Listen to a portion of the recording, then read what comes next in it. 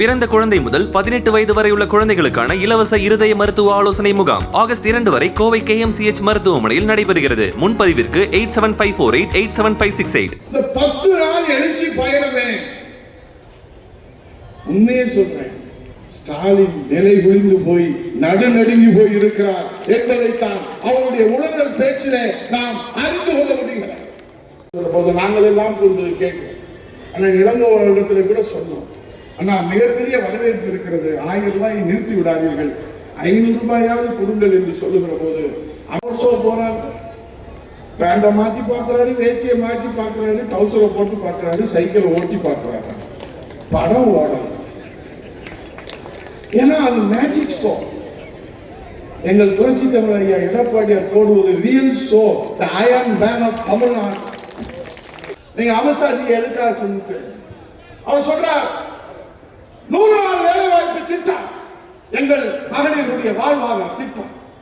அந்த வாழ்வாதார திட்டத்திலே இன்றைக்கு அவர்களுக்கு சம்பளம் கூட கிடைக்காமல் இந்த தமிழகத்தில் இருக்கக்கூடிய ஸ்டாலின் திமுக அரசு இன்றைக்கு வஞ்சிக்கிற நிலைமையிலே அவர்களுக்கு வாழ்வாதாரத்திற்காக அவர்களுக்கு வாசலை திறந்து வைக்க வேண்டும் என்று புரட்சி தமிழர் ஐயா எடப்பாடியார் கோரிக்கை வைத்தார். அதனால் புரட்சி தமிழர் ஐயா எடப்பாடியார் கோரிக்கை வைத்த காரணத்தினாலே 39 நாடாளுமன்ற உறுப்பினர்களை வைத்துக் கொண்டு, முதலமைச்சர் பதவி வைத்துக் கொண்டு, அமைச்சரை வைத்துக் கொண்டு, ஆளுகிற அரசு அதிகாரம் எல்லாம் வைத்துக் கொண்டு, அம்பு சேவை அதிகாரம் அத்தனை வைத்துக் கொண்டு ₹1 வாங்க முடியாத கையாளாகாத முதலமைச்சர் ஸ்டாலினுக்கு மத்தியிலே இதோ மக்களுக்காக நான், மக்களால் நான், உங்களால் நான், உங்களுக்காகவே நான் என்று புரட்சி தமிழர் ஐயா எடப்பாடியார் 2999 கோடி ₹3000 வாங்கி.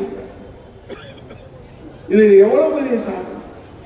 அதிகாரம் இல்லாத போதே இன்றைக்கு எதிர்கட்சி தலைவராக இருக்கிற போதே 3000 கோடி தமிழகத்திற்கு பெற்றுத் தருகிறார் என்று சொன்னால் 2026 உறுதியாக, சத்தியமாக, நிச்சயமாக புரட்சி தமிழர் ஐயா எடப்பாடியார் இந்த எடப்பாடி தொகுதிதான் முதலமைச்சரை இந்த நாட்டுக்கு தர இருக்கிற தொகுதி.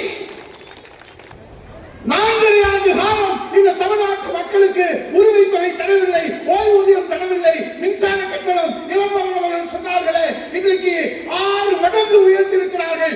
8 ஆண்டு காலம் மத்திய அரசு அழுத்தம் கொடுக்கும் போது கூட 1 பைசா மின்சார கட்டணத்தை உயர்த்தாமல் இந்த தமிழ்நாட்டு மக்களை காவல் தெய்வமாக காத்து நின்ற தலைவர் அவர் செய்திருக்கிற சாதனை நான் சொன்னேன்னு இப்பயே ஸ்டாலின் தற்கொலை தான் பண்ணணும், அந்த அளவுக்கு இருக்கு.